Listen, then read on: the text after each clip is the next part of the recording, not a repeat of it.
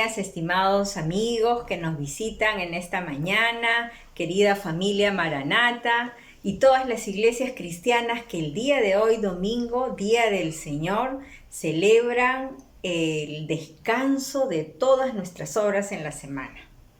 Gracias por estar con nosotros, es un gusto para nosotros poder compartir con ustedes este culto dominical. Queremos alabar al Señor reconociendo su bondad, su misericordia y el poder entre nosotros. Dice el Salmo 150, alabad a Dios en su santuario, alabadle en la magnificencia de su firmamento, alabadle por sus proezas, alabadle conforme a la muchedumbre de su grandeza, alabadle a son de bocina, alabadle con salterio y arpa, alabadle con pandero y danza, alabadle con cuerdas y flautas, alabadle con címbalo resonantes, alabadle con címbalos de júbilo. Todo lo que respire, alabe a Jehová. Aleluya. Y hoy día es tan importante respirar en medio de esta pandemia. Así es que vamos a agradecerle al Señor por esa respiración, por ese oxígeno que nos mantiene con vida. Amados hermanos, vamos a tener un tiempo con el Señor. Ahí en sus hogares que están todos ustedes reunidos, acérquense y vamos a escuchar la oración. Oremos, hermano. Soberano Dios, bendito eres y grande por tu amor incomparable. Te damos gracias, Señor, por este nuevo día que tú nos das. Gracias, bendito Padre, porque tú sabes el porqué de cada día de cada uno de nosotros. Gracias, Señor, te damos porque todo lo que tú has hecho en cada familia, Señor, que ha estado en todo momento en dificultades, Señor, preocupado, Padre Santo, por todo lo que estamos pasando hasta ahora, Señor. Gracias, papito, porque tú has superado muchas enfermedades, Señor. Gracias, Padre Santo, porque nada nos haces que faltar, Señor. En medio de las pruebas, Señor, estás tú, Padre mío. Gracias por ello, Señor. Gracias, Señor, porque tú nos enseñas a vivir conforme a tu palabra, Padre mío. Señor, ayúdanos, Señor, que no nos desanimemos los unos a los otros, Señor. Tú sabes, Señor, el porqué, Señor, de cada cosa. Ayúdanos, Señor, a escudriñar tu palabra cada vez más, Señor. Cada vez para aprender más de ti, Señor, y andar conforme a tu valentía y danos fortaleza, Señor, para hacer como tú quieres, papito. Gracias, Señor, por cada cosa. Gracias, Señor, por el pan que no nos haces que faltar, Padre mío. Gracias por todo lo que nos das por nuestro día a día, Señor. Bendito eres, Padre mío. Eres santo, santo, santo, Señor. Tu palabra lo dice, Padre mío. Nos gozamos, Señor, cada vez de ti, Padre mío. Ayúdanos, Señor, a hacer como tú quieres, Señor, por ese infinito amor que tienes hacia nosotros. Gracias, papito. Gracias, Señor. Todo dejamos en tus manos, Padre mío. Te alabamos, glorificamos tu nombre, bendito Padre, en el nombre precioso de tu Hijo Jesús. Amén, amén. Ahora, hermanos, vamos a continuar con las alabanzas. Ahora vamos a alabar al Señor y vamos a cantar ¿Quién nos separará del amor de Cristo? Tribulación, angustia, persecución, hambre, desnudez. Nada podrá separarnos del amor de Dios que es en Cristo Jesús, Señor nuestro. Adelante.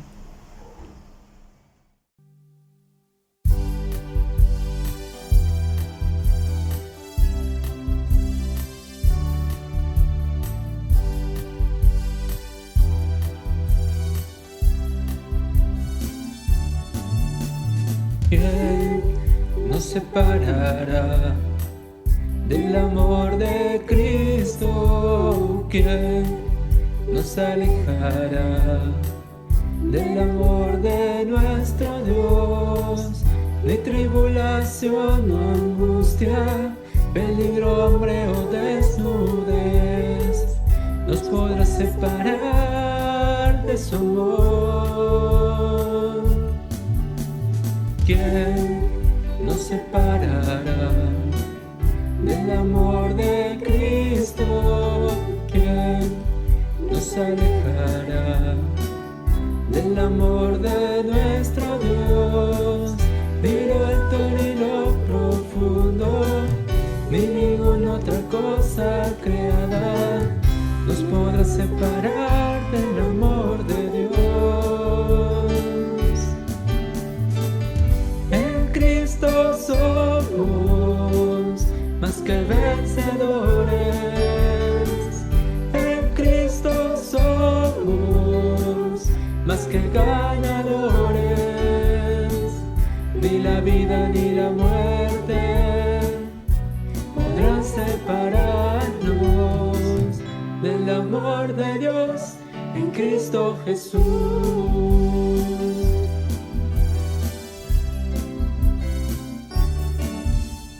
¿Quién nos separará del amor de Cristo? ¿Quién nos alejará del amor de nuestro Dios? Y tribulación o angustia, peligro, hambre o desnudez, nos podrá separar de su amor. En Cristo somos más que vencedores. En Cristo somos más que ganadores.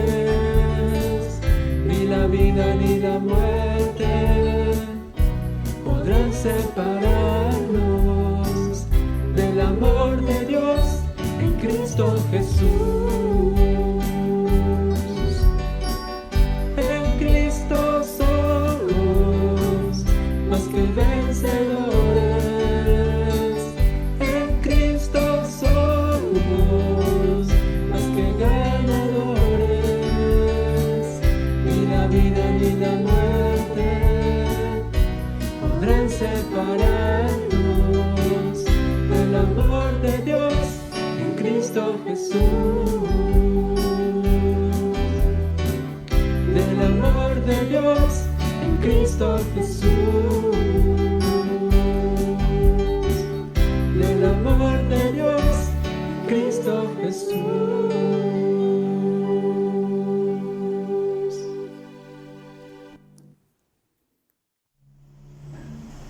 Hoy vamos a entonar también un himno que dice: hoy te rindo todo mi ser. Y eso es lo que el Señor demanda de nosotros, que le demos toda nuestra vida para que Él obre a favor de nosotros. Adelante.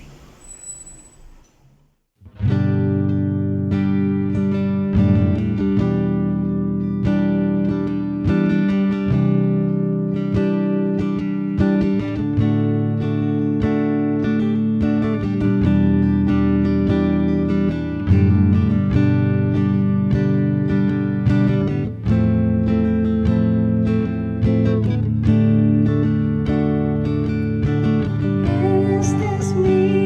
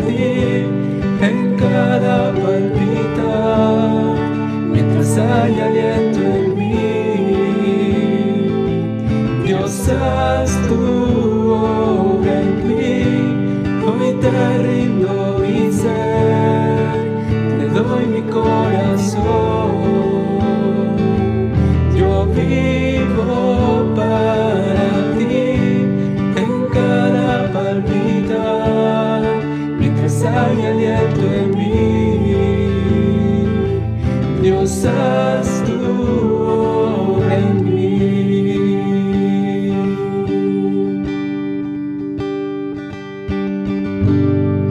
Te entrego mi ser, mi corazón. Solo a ti, Señor, te entrego mi ser, mi corazón. Solo a ti, Señor, hoy te rindo mi ser, te doy mi corazón. Yo vivo para ti en cada palpitar, mientras hay aliento en mí. Dios, haz tu obra en mí, hoy te rindo mi ser, te doy mi corazón. Yo vivo para ti en cada palpitar, mientras hay aliento en mí. Dios, haz tu obra en mí. Dios, haz tu obra en mí. Dios, haz tu obra en mí.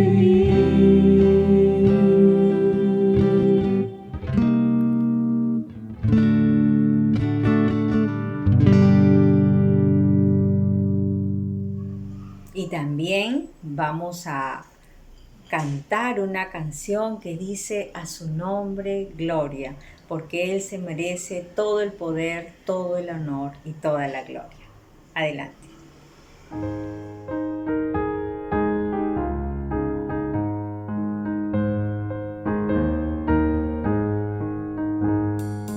Junto a la cruz murió el Salvador, por mis pecados clamé con fervor.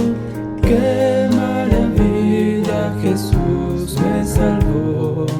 A su nombre gloria, a su nombre gloria, a su nombre gloria.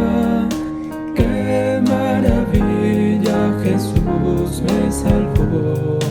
A su nombre gloria. Junto a la cruz recibí el perdón, limpio en su sangre es mi corazón. Llena es mi alma de gozo y paz.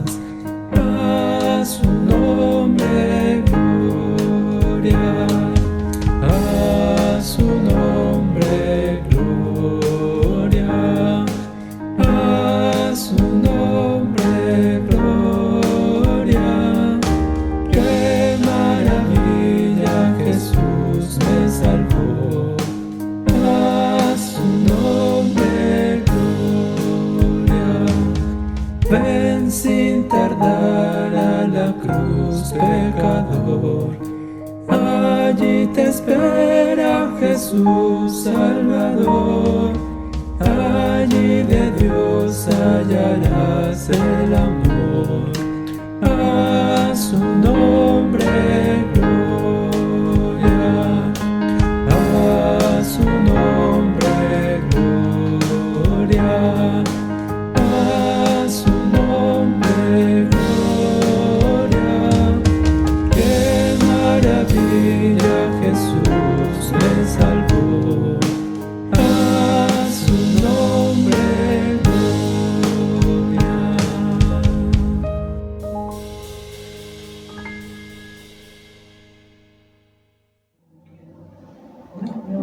Muy buenos días, hermanos. Les saludo en el bendito nombre del Señor Jesús. Hermanos, vamos a orar en este momento que nos encontramos en momentos muy difíciles, que es en este momento de esta enfermedad que está viniendo y está azotando a todas las familias. Y estemos orando todos y pongámonos un momento en oración y oremos, hermanos. Gracias, Padre amado, Padre celestial, en este momento acercamos a tu presencia. Con bueno y soberano eres, Padre celestial, que siempre estás con nosotros, día a día, Señor, junto a nosotros, levantándonos cuando nos caemos, Señor. Padre celestial, en este momento venimos a pedirte, Señor, por esta enfermedad, Señor Padre celestial, que está azotando a todo tu pueblo, Señor Padre Dios mío, no solo acá en Perú, sino en diferentes países, Padre celestial.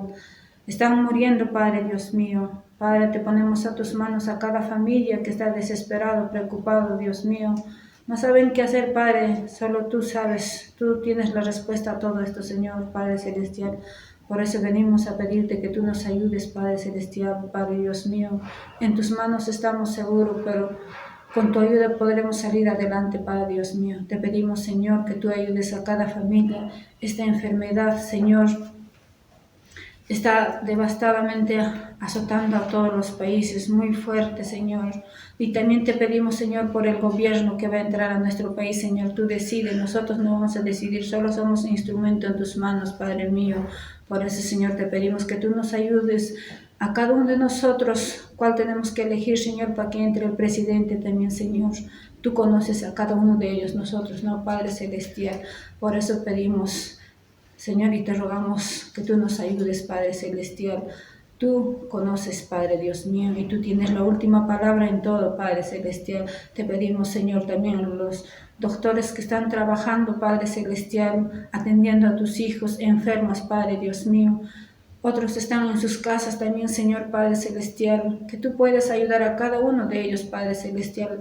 Y venimos a clamarte siempre, como dice tu palabra. Clámame, yo te responderé y te ver cosas ocultas, Señor, y por eso venimos a clamarte, a pedirte, Señor, en este momento, que tú derrames tus bendiciones desde allá arriba, Señor, para cada uno de nosotros, Señor. Y te pedimos también por nuestras familias que se encuentran lejos de cada uno de nosotros. A veces no estamos juntos y nos desesperamos, pero Padre, ahí estás tú para socorrernos, Dios mío. Tú eres nuestra vara, tú eres nuestro pastor, Padre celestial, que nos guiarás, Señor. Y estamos seguros en ti, Padre Dios mío, y siempre clamando a ti, agradecido de todo lo que tú nos das, Padre Dios mío. En todas estas dificultades tú nos haces ver muchas cosas, Padre celestial. Aunque nos ponen tropiezos este enemigo, tú estás ahí para levantarnos a cada uno de nosotros, Señor. Y en tus brazos estamos seguros. Gracias por todo, Padre. Te agradecemos en el bendito nombre de tu Hijo Jesús. Amén. Gracias, hermanos. Enseguida vamos a pasar con la lectura bíblica. Gracias, hermanos. Bendiciones. La lectura bíblica se encuentra en el Evangelio según San Marcos, capítulo 10, versos 17 al 22. Dice la palabra del Señor así: al salir él para seguir su camino, vino uno corriendo e hincando la rodilla delante de él, le preguntó: Maestro bueno, ¿qué haré para heredar la vida eterna? Jesús le dijo: ¿por qué me llamas bueno? Ninguno hay bueno, sino solo uno, Dios. Los mandamientos sabes: no adulteres, no mates, no hurtes, no digas falso testimonio, no defraudes, honra a tu padre y a tu madre. Él entonces respondiendo le dijo: Maestro, todo esto lo he guardado desde mi juventud. Entonces Jesús, mirándole, le amó y le dijo: una cosa te falta. Anda, vende todo lo que tienes y dalo a los pobres, y tendrás tesoro en el cielo. Y ven, sígueme tomando tu cruz. Pero él, afligido por esta palabra, se fue triste, porque tenía muchas posesiones. A continuación, el pastor Luis Carazas dará el mensaje bajo el tema El joven rico. Saludos hermanos, bendiciones de nuestro Dios. Hoy día, la idea de ser cristiano se ha ido tergiversando reiteradamente. Se piensa hoy que todos somos cristianos. Se piensa también que uno se hace cristiano al unirse a una religión determinada. Hay gente que piensa que el cristianismo es asistir regularmente a una iglesia. Otros también han llegado a pensar que ser cristiano es simplemente asumir un estilo de vida moral intachable, o como algunos dicen, no fumar, no bailar, no ir a fiestas, no decir lisuras. Por otra parte, la primera vuelta electoral nos trajo a la opinión pública un candidato que asumía ser cristiano devoto, lo promocionaba. Por ese cristianismo, él había optado por el celibato y hasta se flagelaba.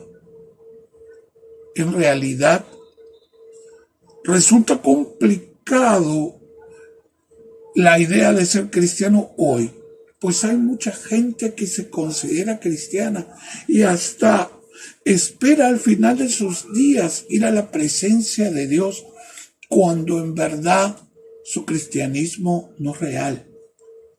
El texto que tenemos hoy para estudio nos cuenta la historia de un varón que se sentía de alguna manera seguro de alcanzar la salvación.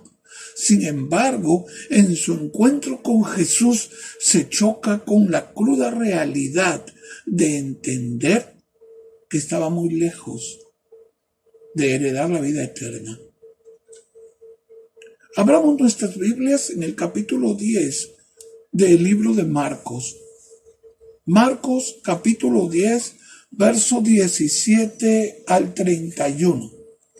Marcos 10, 17 al 31.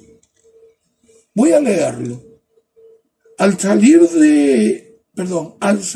él para seguir su camino, vino uno corriendo e hincando la rodilla delante de él, le preguntó: Maestro bueno, ¿qué haré para heredar la vida eterna? Jesús le dijo: ¿por qué me llamas bueno? Ninguno hay bueno, sino solo uno, Dios. Los mandamientos sabes: no adulteres, no mates, no hurtes, no digas falso testimonio, no defraudes, honra a tu padre y a tu madre. Él entonces, respondiendo, le dijo: Maestro, todo esto lo he guardado desde mi juventud.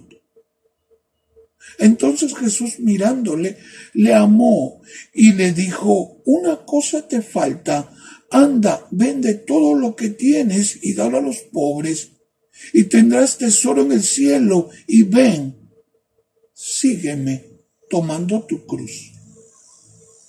Pero él, afligido por esta palabra, se fue triste, porque tenía muchas posesiones.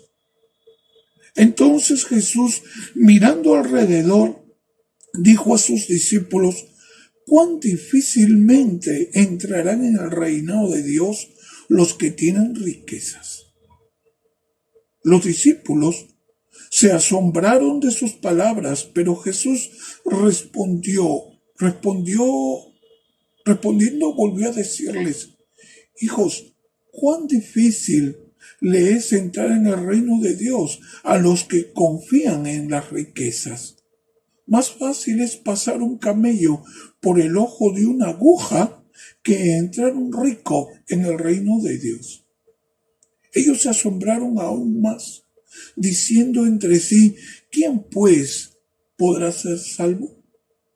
Entonces Jesús, mirándolos, dijo: para los hombres es imposible, mas para Dios no, porque todas las cosas son posibles para Dios. Entonces Pedro comenzó a decirle, he aquí nosotros lo hemos dejado todo y te hemos seguido.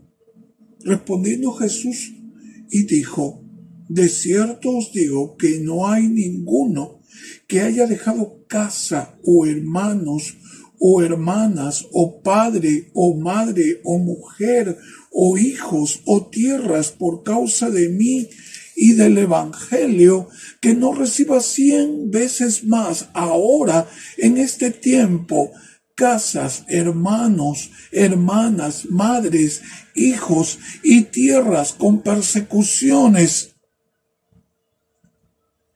en el siglo venidero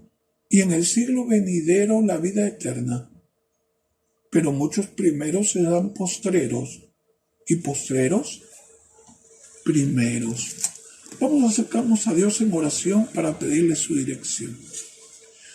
Bendito y santo Señor, en esta mañana glorificamos tu nombre porque tú eres fiel y tu palabra es verdad. Y Señor, tú nos muestras un texto que nos desafía a vivir de una manera que honremos tu nombre. Háblanos en esta mañana, enséñanos, ayúdanos a entender. Te alabamos, Padre, en el nombre de nuestro Señor Jesucristo. Amén.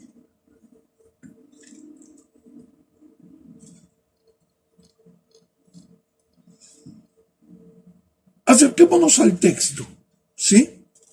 Partamos nuestro estudio marcando este pasaje en su momento histórico.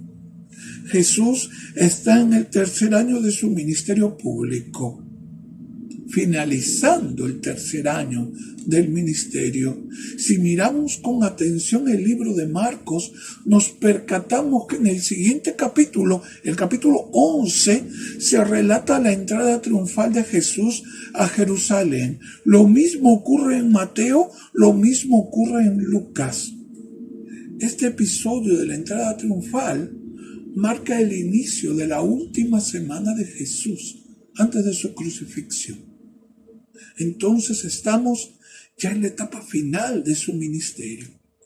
Algo más, el contexto del pasaje nos da a entender de que para este tiempo la enseñanza de Jesús ha incrementado sus demandas a los que le siguen, a tal punto que los discípulos no solamente se extrañan de las palabras de su maestro, sino que llegan a reconsiderar su decisión de seguirle. Notemos algunos casos, ¿sí?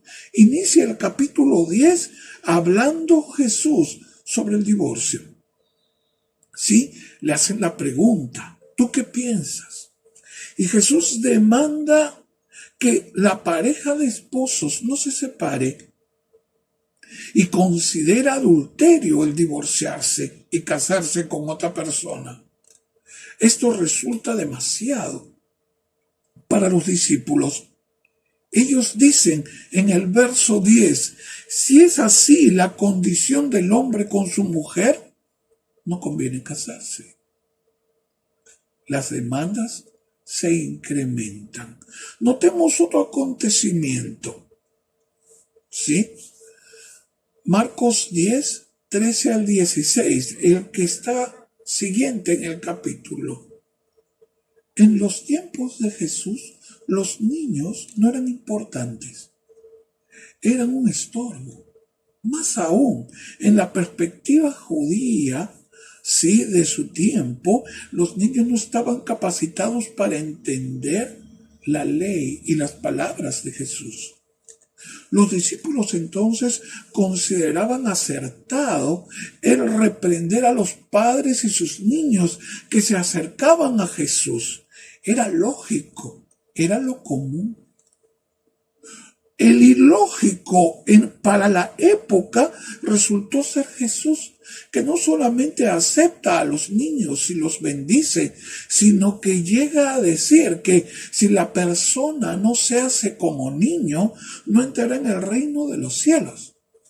Ahora esto me hace pensar en algo.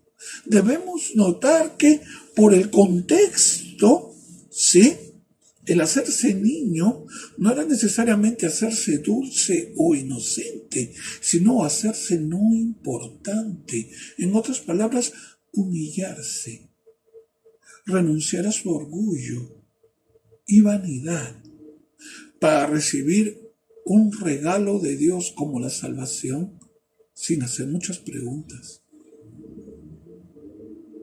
Jesús en su enseñanza como que ajusta la correa, ya es más desafiante, es más confrontador.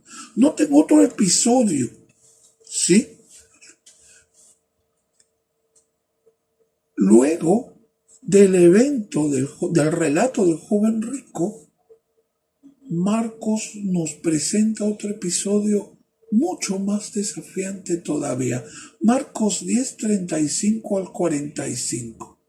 Jesús ha anunciado en los versos anteriores que la hora de su muerte se acerca. ¿Sí? Entonces Santiago y Juan, hijos de Zebedeo, se acercan a Jesús para pedirle que en su reino, en su gloria, uno esté a la derecha y el otro a su izquierda. La petición puede aparecer un poco inocente, sin embargo, esta petición crea discusión entre los discípulos. ¿Por qué? Porque los discípulos de alguna manera consideran que Santiago y Juan se le han adelantado en sus intenciones de ser los primeros en el reino de Dios. Y se crea el celo, ¿no? Jesús resuelve la trifulca reprendiendo a todos y poniendo en claro que el primero entre ellos será el servidor. Que el que quiera ser el primero debe aprender a ser el siervo de todos. Y para colmo pone como ejemplo de su enseñanza a él mismo, porque dice que el Hijo del Hombre no ha venido para ser servido, sino para servir y dar su vida en rescate por muchos. Es en este contexto en que Jesús reafirma, fortalece sus demandas y sus exigencias a los que le siguen, que aparece la historia del joven rico, un hombre que había guardado la ley desde muy pequeño. ¿Qué nos dice este texto sobre el joven rico? En verdad la historia nos pone en un problema. Vayamos a analizarlo. Para empezar, la Biblia en ningún momento dice que este varón era joven. Es más, dice Lucas 18:18, texto paralelo a Marcos, ¿sí?, que era un principal de los judíos, una autoridad. Esto me hace pensar que esta persona no era un joven, era adulta y algo más, entrada en años. ¿Por qué lo digo? Porque en ese tiempo la edad era sinónimo de experiencia. Y si era un principal, un jefe judío, no podía ser un joven. Debería ser una persona madura. Lo que sí dice el texto es que era una persona de muchas posesiones. Pero este personaje, con toda sus títulos, con toda su posición política que tenía, toma acciones que llaman mucho la atención. Les cuento. La primera, se acerca corriendo a conversar con Jesús. Se acerca corriendo. Era totalmente fuera de lugar que una persona, siendo principal de los judíos, abordara a Jesús con tanta premura. Al varón le hubiera bastado con llamar a Jesús y pedirle que le responda a la pregunta. Varias veces las autoridades judías han confrontado a Jesús sin mucho respeto, solamente diciendo, yo soy autoridad y tú me tienes que responder. Entonces, esa reacción de ir corriendo a encontrarse con Jesús no se entiende. Otra cosa, no solamente se acerca corriendo, se inclina, se arrodilla. Nuevamente, para un principal entre los judíos, esta acción era inusual. Su orgullo no lo hubiera permitido. Noten, por ejemplo, a Nicodemo. ¿Se acuerdan? Un principal de la sinagoga busca a Jesús de noche. ¿Por qué? Porque no quería que los demás miraran lo que estaba pasando. ¿Qué iban a pensar? Debemos entender que este varón, al arrodillarse, se humillaba ante Dios, ante Jesús. Sigamos con la historia. No solamente va corriendo a donde está Jesús, no solamente se inclina delante de él, inicia el diálogo con una adulación a Jesús tan exagerada que el mismo maestro la considera fuera de lugar. Le dice, maestro bueno.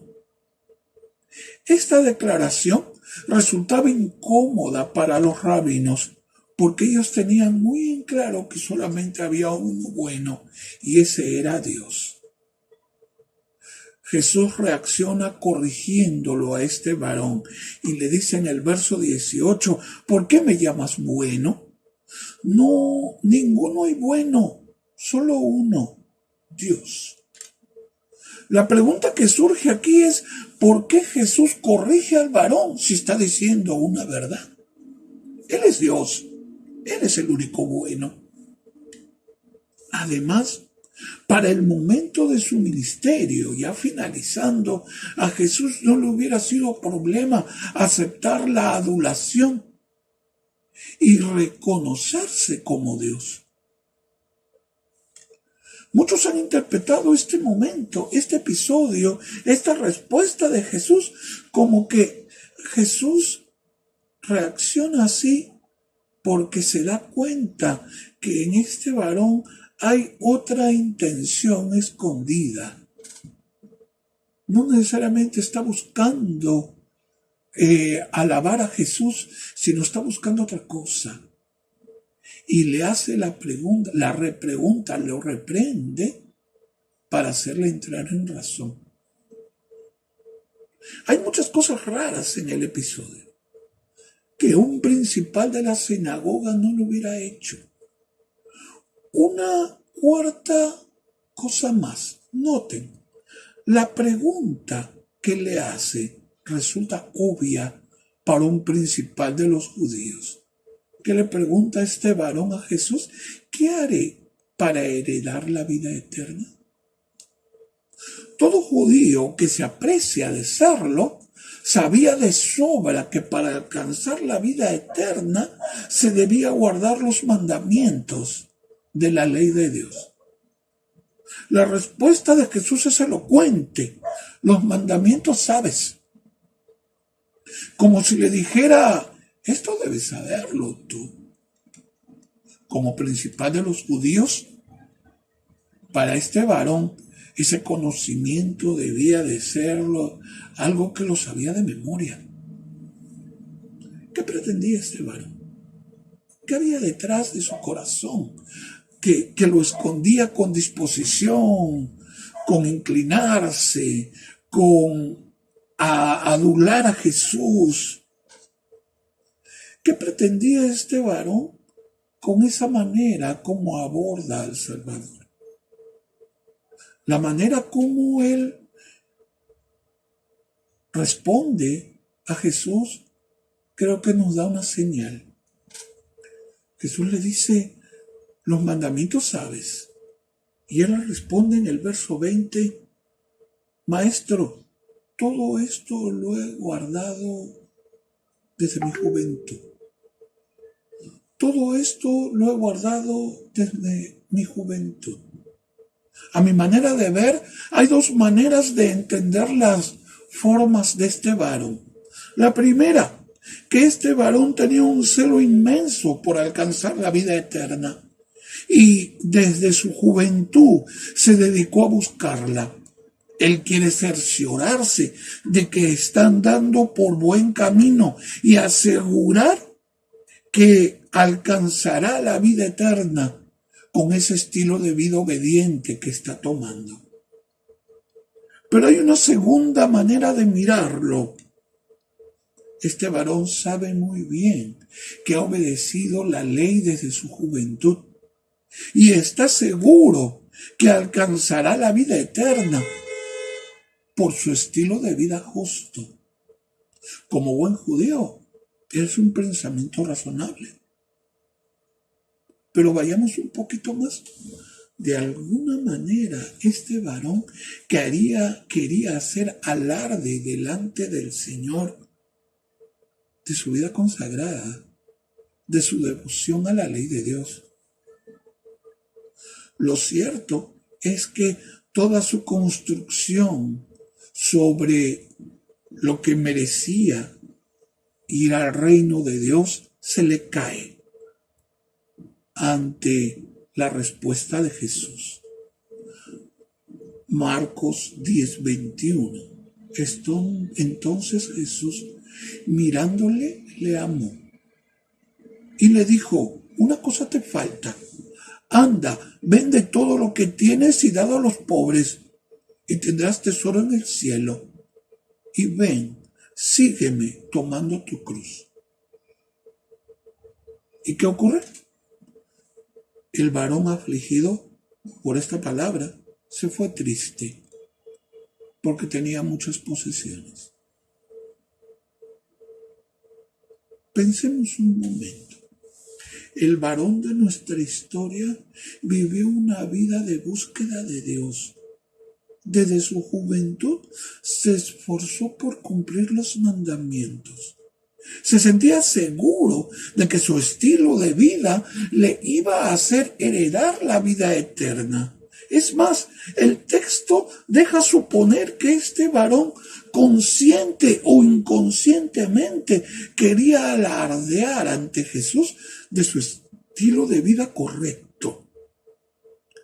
Sin embargo, las demandas del Evangelio son mucho más profundas que mantener una vida religiosa intachable y devota. Jesús le impone a este varón la demanda de dejarlo todo para seguir a Jesús, vender sus propiedades y darlo a los pobres, dedicarse a seguirle, llevando su cruz.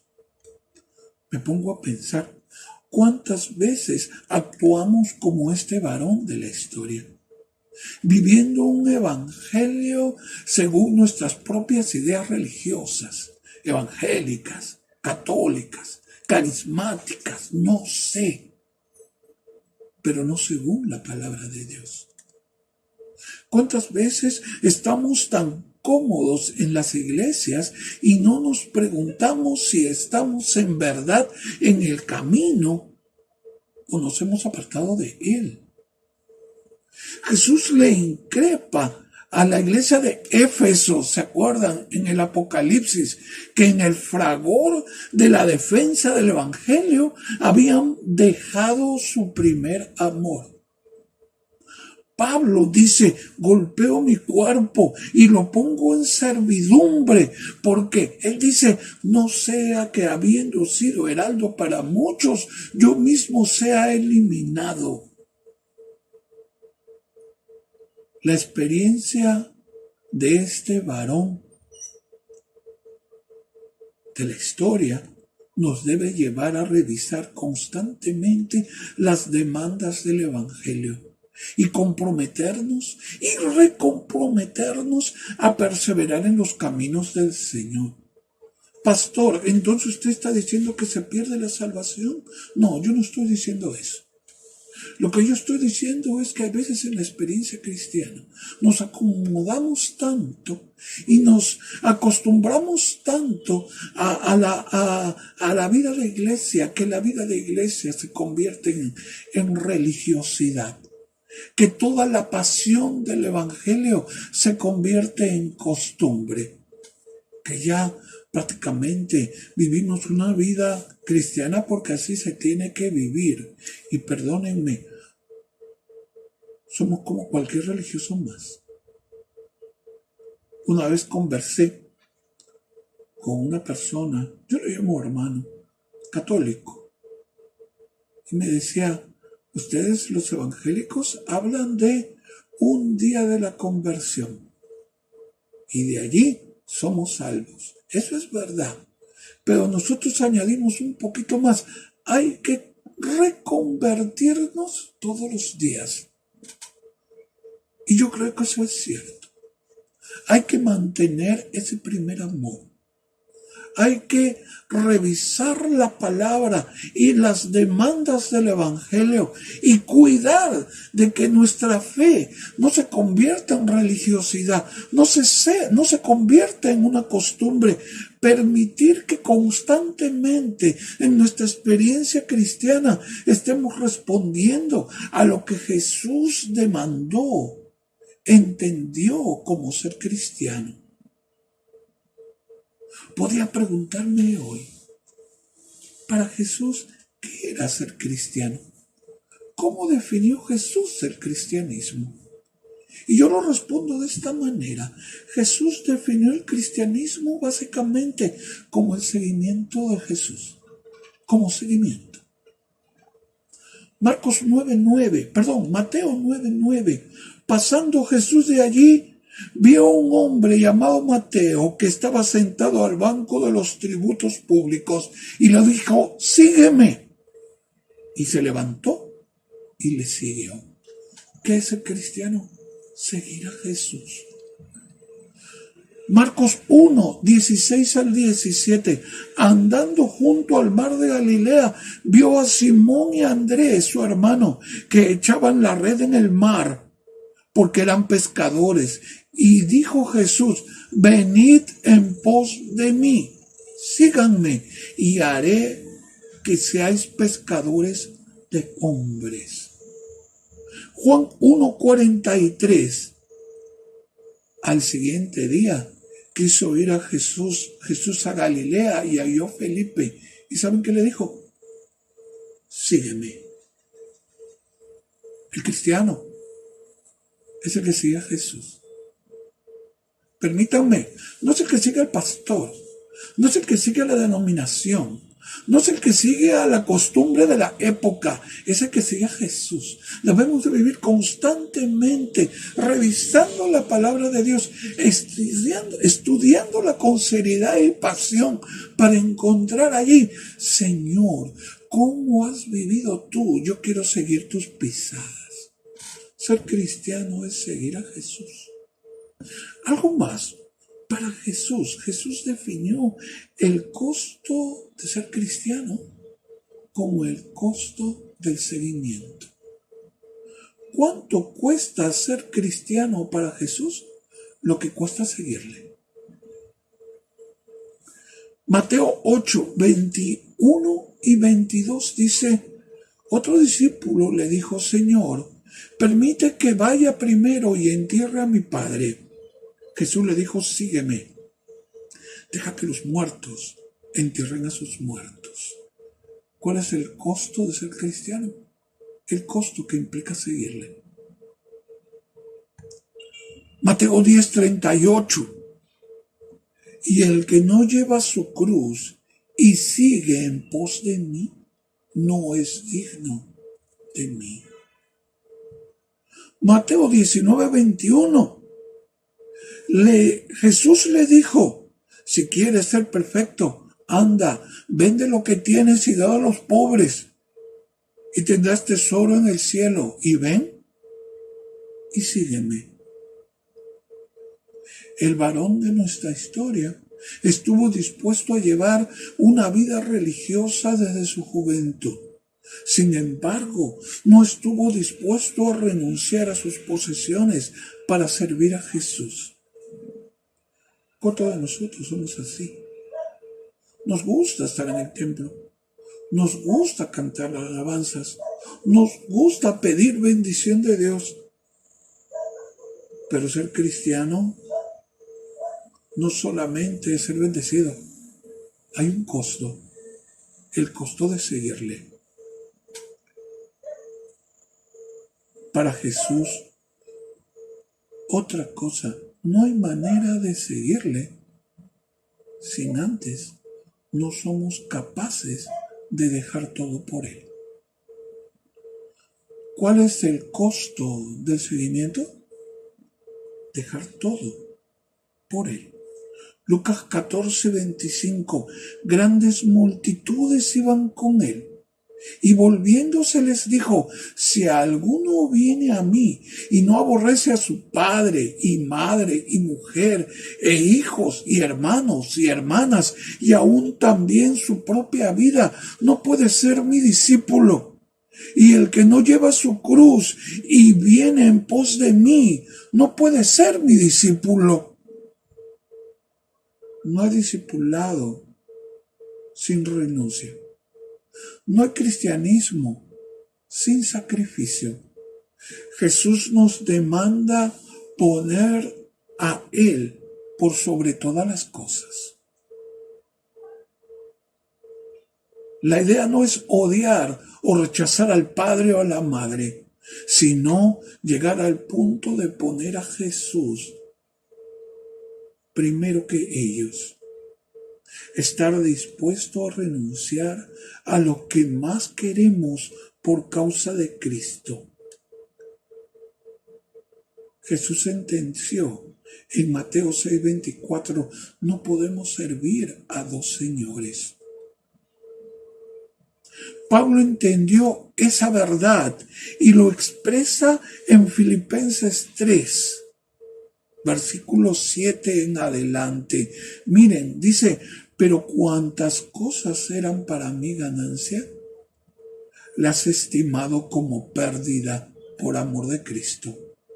Sí, y ciertamente aún estimo todas las cosas como pérdida por la excelencia del conocimiento de Cristo Jesús, mi Señor, por amor del cual lo he perdido todo y lo tengo por basura para ganar a Cristo y ser hallado en Él, no teniendo mi propia justicia que es por la ley, sino la que es por la fe de Cristo, la justicia que es de Dios por la fe.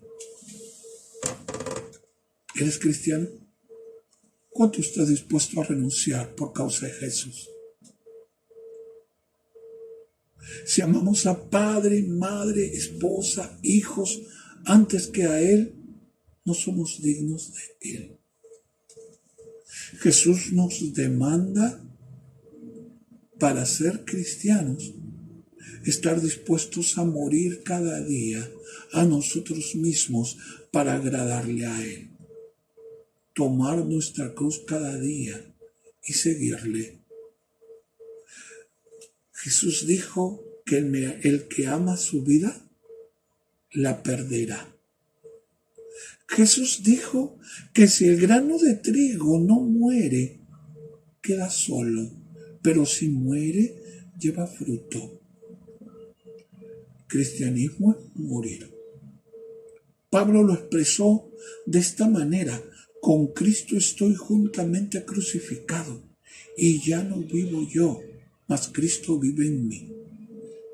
Hermanos, la vida cristiana es una vida de renuncia. Las credenciales de la fe no son los éxitos, sino los sufrimientos. La potencia del cristiano está en su debilidad. Debemos entender esto como una característica cristiana. Y tenemos que evaluar lo que se nos viene por muchos predicadores que nos hablan de éxito, de prosperidad. Antes de alcanzar esa bendición, tenemos que aprender a renunciar a nosotros mismos. Jesús determinó que las grandes bendiciones del Evangelio son exclusividad de los que son capaces de renunciar a todo para seguirle. Marcos 10, 29, volviendo a nuestro texto de estudio. Respondió Jesús y dijo: de cierto os digo que no hay ninguno que haya dejado casa, o hermanos, o hermanas, o padre, o madre, o mujer, o hijos, o tierras, por causa de mí del Evangelio, que no reciba 100 veces más ahora en este tiempo casas, hermanos, hermanas, madres, hijos y tierras, con persecuciones, y en este siglo venidero la vida eterna. ¿Cómo miras tu cristianismo? ¿Estás cómodo en tu iglesia? De repente ahorita que no nos congregamos es mucho más cómodo todavía porque solamente nos conectamos por internet. Cristianismo renuncia. Él se dio todo por nosotros y espera con justicia que nosotros nos demos totalmente por Él. Como dice Romanos 12:1, os ruego, hermanos, por las misericordias de Dios, que presentéis vuestros cuerpos en sacrificio vivo, santo, agradable a Dios, es vuestro culto racional.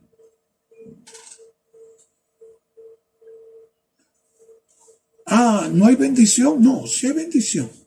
Pero antes de la bendición viene la humillación. ¿Cómo es tu cristianismo? Dios quiere que aprendas a ponerlo a Él en primer lugar. Dios quiere que seas capaz de renunciar a todo lo que se pueda interponer entre tú y Él.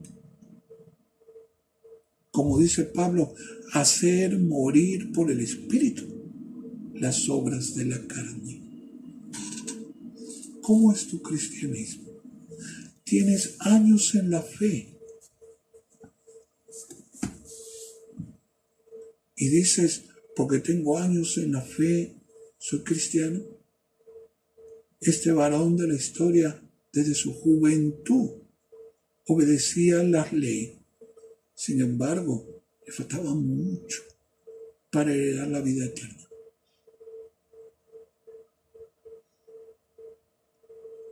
Quiero que te pongas a pensar. Y en esta mañana puedas decirle, Señor, perdóname. Yo te reconozco como mi Señor y renuevo mi compromiso contigo. No quiero vivir una religión. No quiero vivir de costumbres. Quiero vivir un cristianismo real. Seguirte a ti cada día. Renunciar a todo para agradarte. Ponerte a ti como el primero. Amén. Vamos a orar. Bendito Dios, en esta mañana te alabamos. Gracias por lo que tú nos enseñas hoy. Y queremos pedirte que tú nos ayudes a vivir esa vida que tú quieres. Esa vida de compromiso. Esa vida de seguimiento. Esa vida de renuncia. Y que en medio de esa renuncia, de ese no ser, podamos experimentar tu gloria, tu bendición, tus maravillas. Gracias. En el nombre de Jesús. Amén. Dios los bendiga, hermanos. Saludos y bendiciones a todos los hermanos de nuestra querida iglesia Templo Maranata, iglesia que pertenece a la Iglesia Evangélica Peruana. En estos momentos vamos a participar de la Cena del Señor, pero antes vamos a pedir la bendición. Vamos a orar. Señor y Padre, te damos gracias por esta oportunidad de obedecerte en este mandato que dejó Jesucristo, de celebrar, de recordar, de conmemorar el sacrificio que hizo Cristo por nosotros. Señor, gracias por esa comunión íntima que tenemos contigo de manera especial. Y gracias, Padre, que también procuramos tenerla y es posible con tu amor y tu poder hacerla con nuestros hermanos. Dirígenos y guíanos tú, Padre. Nos encomendamos a ti. En Cristo Jesús. Amén. Muy bien. La Pascua y la Cena del Señor. Existe un trasfondo histórico para la Cena del Señor en la Pascua judía, implementada con la liberación de la esclavitud egipcia. En dicho evento se debía matar a un cordero perfecto y su sangre debería colocarse en los postes y en el dintel de las casas, según Éxodo capítulo 12, versículo 3 al 7, que viene a ser la culminación de las plagas de Egipto. Además, debían comer pan sin levadura. En el versículo 8 se encuentra eso. La servidumbre de los judíos marcaba una esclavitud, en Éxodo 1, 13 al 14, de la que serían librados por el acto de obediencia al colocar la sangre del cordero visiblemente, ¿no?, en sus puertas, lo sabemos. Éxodo 12, 12 al 13. La simbología de este evento se cumple en Cristo, pues Él es nuestra Pascua, dice la palabra del Señor en 1 Corintios 5, 7. La Pascua tenía que celebrarse por el mandamiento, o por mandamiento en Israel, en Deuteronomio 16, 1. Y tenemos ejemplos de esta celebración en la palabra del Señor en el Antiguo Testamento, en Números capítulo 9, versículo 1 al 5, en Josué 5, 10, en 2 Crónicas capítulo 30, versículos 1 al 5, en 2 Reyes 23, 21 al 23, y en Esdras 6, 18 al 22. El mismo Señor Jesucristo acompañó a sus padres a la Pascua, se ve en Lucas capítulo 2, versículos 40 al 42. Y en su ministerio el Señor Jesús participó en 3 Pascuas, en Juan 2, 13 al 23, Juan 6, 4, Juan 13, 1 al 5. Y en la última, Él es ofrecido como el Cordero de Dios. Y de esto habla 1 Pedro capítulo 1, versículo 19. La Cena del Señor es un acto del que deben participar los creyentes, los verdaderos creyentes. Al hacerlo, en primer lugar, mostramos obediencia al mandato divino, porque los verbos, los mandatos dicen tomad, comed, haced esto, coma así del pan y beba de la copa. Son órdenes expresas de parte de nuestro Señor, son mandamientos. Entonces estamos, en primer lugar, obedeciendo a ese mandato divino cada vez que participamos. Esto lo encontramos, por supuesto, en la cita central que siempre usamos para la Santa Cena, en 1 Corintios capítulo 11, versículos 24, 25 y 28. En segundo lugar, recordamos y anunciamos los padecimientos de Cristo. Por eso dice, en memoria de mí. Y también se menciona la expresión, la muerte del Señor anunciáis, versículos 24 al 26. En tercer lugar, anunciamos la segunda venida de Cristo, porque dice que en el versículo 26 de 1 Corintios 11 dice, hasta que Él venga, hasta que Él regrese, ¿no? Finalmente, participamos en un acto de comunión entre nosotros y con el Señor, porque dice la comunión de la sangre de Cristo y la comunión del cuerpo de Cristo. Esto lo vemos en 1 Corintios capítulo 10, versículos 16 y 17. Se han dicho varias teorías y vamos a confrontarlas con la palabra del Señor. Sobre todo en la Iglesia Católica se esbozaron estas teorías. Entonces, por lo que hemos mencionado, hemos meditado en este momento anterior, no es posible creer que en el momento de la ceremonia de la Cena del Señor, el pan se convierte literalmente en el cuerpo de Cristo y el jugo de la vid se convierte en la sangre de Cristo. A esto le llamaron la transubstanciación. Fue una de las teorías que se esbozó en el cristianismo antiguo, sobre todo en el seno de la Iglesia Católica. Tampoco podemos creer que el cuerpo y la sangre de Cristo están presentes en el pan y en el jugo de la vid en el momento de la ceremonia, y a esto se le llamó la consubstanciación. Mucho menos podemos creer que en el momento de la celebración Dios está proporcionando alguna gracia santa por medio de una fuerza espiritual que es introducida en el participante, ¿no? en aquel que interviene. Esto es usted y yo. A esto se le llamaba sacramentalismo, ¿no?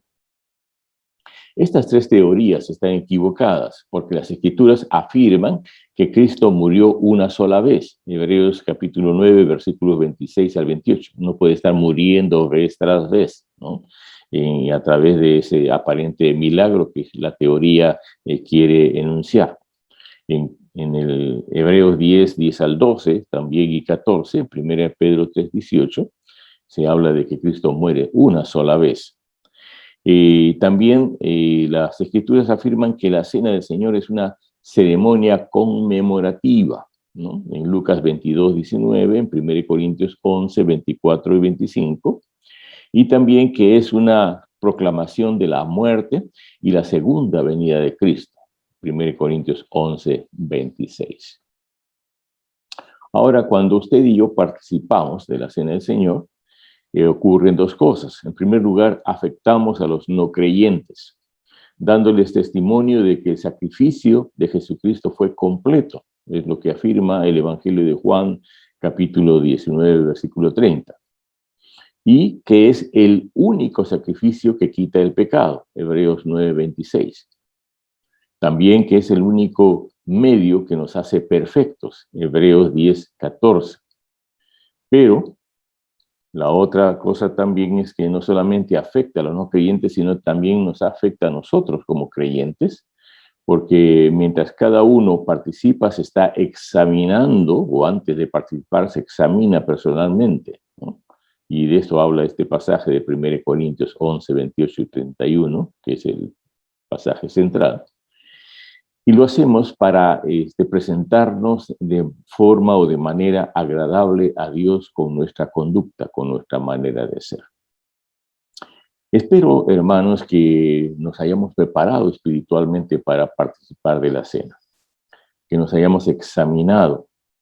Si hay algo que está impidiendo, y algún pecado no confesado, alguna cosa que no se ha arreglado, que no estamos en comunión, que nos separa de la comunión con Dios y con nuestros hermanos. Es importante examinarnos. Y otra cosa también que nosotros debemos evaluar, si es que al momento de participar lo estamos haciendo en fe y estamos dándonos cuenta conscientemente del significado de aquello que estamos haciendo. Porque dice la palabra del Señor, sin fe es imposible agradar a Dios. Entonces tenemos que hacerlo con convicción y estamos estando seguros de lo que hacemos.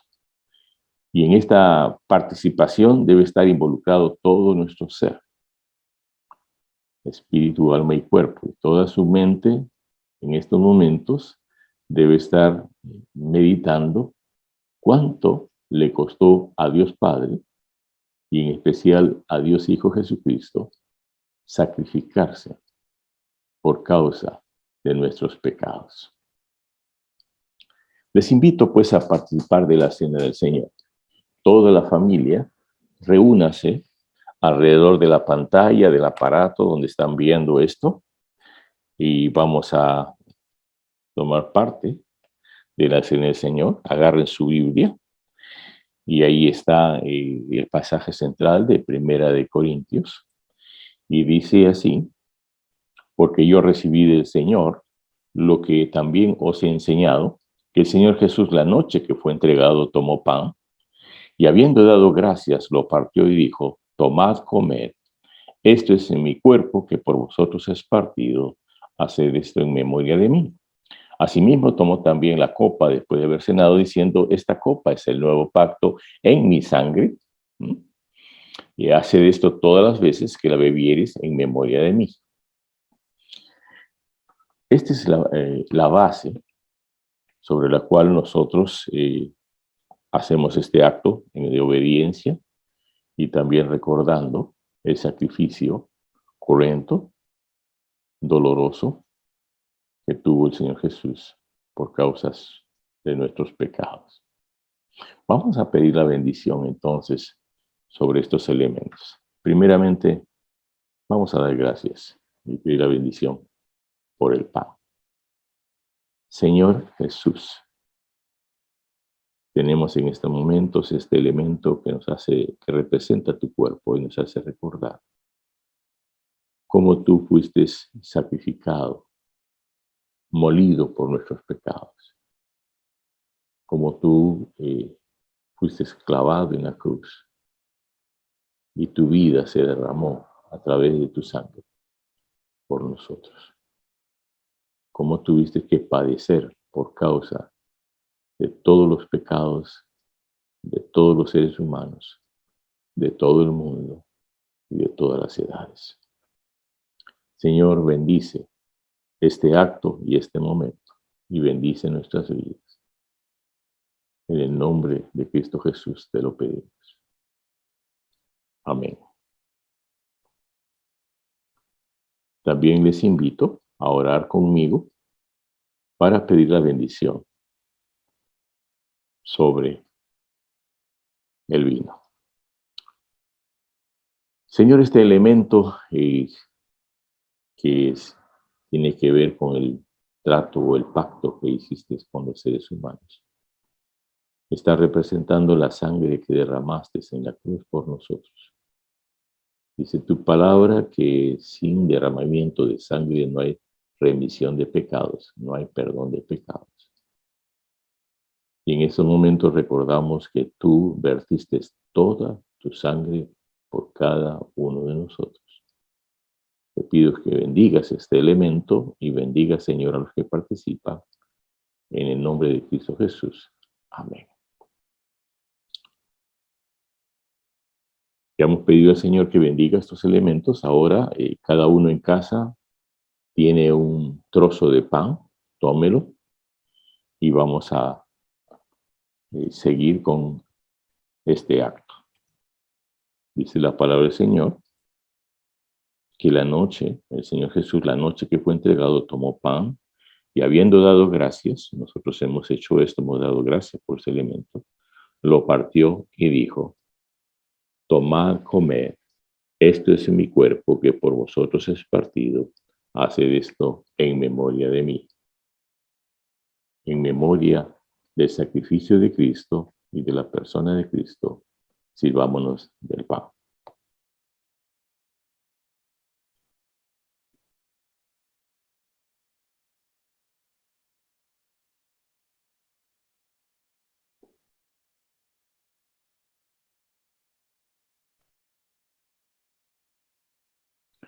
Asimismo, dice, tomó también la copa después de haber cenado, diciendo: esta copa es el nuevo pacto en mi sangre.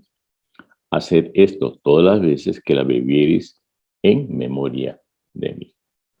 Recordando el sacrificio de Cristo y en obediencia sirvámonos de la copa.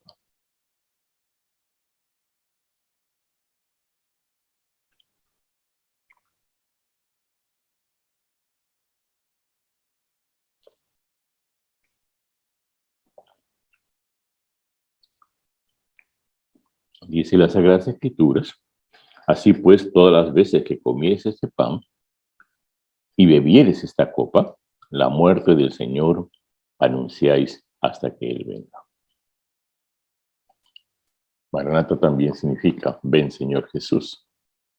Y nosotros anunciamos y recordamos que hace más de 2000 años Cristo murió por nosotros y que eso no se quedó en el pasado y en la historia, sino que se tiene vigencia por la fe y por las palabras de Dios y por la persona de Dios mismo, aún hasta hoy.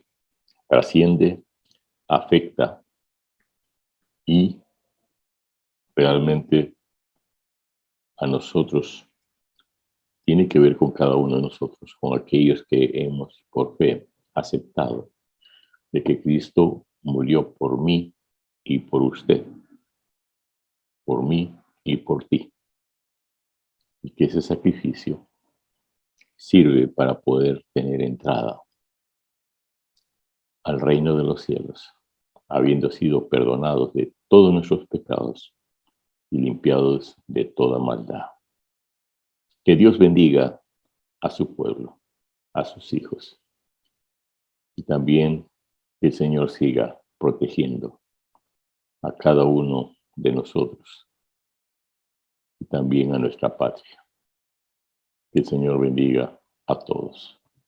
Oremos. Señor y Padre, gracias te damos, te alabamos, te bendecimos, te honramos.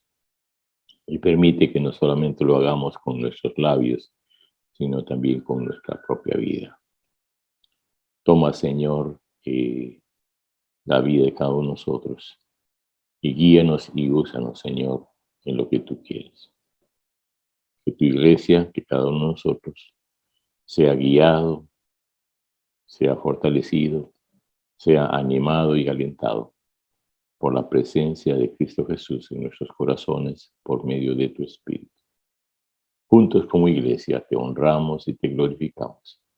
Te bendecimos, Padre, en el nombre de Cristo Jesús. Amén. Amén. Dios les bendiga, mis hermanos. Agradecemos al pastor Luis Carazas por hacernos reflexionar sobre la historia del joven rico y la importancia de saber qué hacer para tener la vida eterna, sobre la importancia de seguir los mandamientos, de no matar, de no ser infiel en el matrimonio, de no robar, de no mentir, para dañar o favorecer a alguna persona, de no hacer trampas y de cuidar y obedecer a nuestros padres, compartir nuestros bienes con los pobres y finalmente seguir a Jesús. Vamos a orar. Padre, te agradecemos por este tiempo que tú nos has dado de adoración, de meditación de tu palabra, de alabanza, Señor. Rogamos, Padre, que tú nos acompañes en esta semana que se está iniciando, Señor, y que mediante tu Espíritu Santo guíe, Señor, una conducta íntegra en nosotros. Te lo pedimos, bendito Dios, en el nombre de nuestro Señor Jesucristo. Amén. Ahora vamos a cantar un himno que se llama Hallé un buen amigo, mi amado Salvador. Contaré lo que Él ha hecho para mí. Pero antes quiero comentarles un poquito la historia de este himno. En Inglaterra, más o menos por el siglo XVII, en plena revolución industrial, una persona llamada William Booth recibió a Cristo en su corazón. Y este recibir al Señor hizo de que él pueda ser transformado. A partir de esto, él empezó un negocio. Y en este negocio fue viendo cómo las personas, algunas eran muy pobres y lamentablemente no tenían que comer. Entonces él empezó una obra de darles de comer a estas personas. Esta obra fue vista por muchas personas. Finalmente, esta obra de William Booth se transformó en lo que hoy conocemos como el Ejército de Salvación. Seguramente muchos de nosotros admiramos este ministerio que tienen los hermanos del Ejército de Salvación. Así es que Charles Bright, un músico en Londres, comenzó a escribir esta canción que vamos a cantar ahora. Hallé un buen amigo, mi amado Salvador, contaré lo que Él ha hecho para mí. Cantemos este precioso himno, hermanos.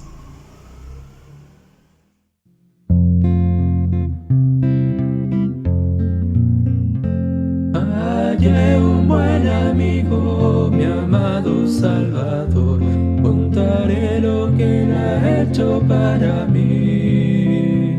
Hallándome perdido e indigno pecador, salvó y ya me guarda para sí. Me salva del pecado, me guarda de Satán, promete estar conmigo hasta el fin. Él consuela mi tristeza, me quita todo afán, grandes cosas Cristo ha hecho para mí. Jesús jamás me falta, jamás me dejará, es mi fuerte y poderoso protector. Del mundo ya me apartó y toda vanidad, para consagrar mi vida a mi Señor. Si el mundo me persigue, si sufro tentación, confiado en Cristo puedo resistir. La victoria me asegura y elevo mi canción, grandes cosas Cristo ha hecho para mí. Yo sé que Jesucristo muy pronto volverá, y entre tanto me prepara un lugar en la casa de su Padre, mansión de luz y paz, donde el creyente fiel con él ha de morar. Llegándome a la gloria, con él yo estaré y contemplaré su rostro siempre allí. Con los santos redimidos gozoso cantaré, grandes cosas Cristo ha hecho para mí.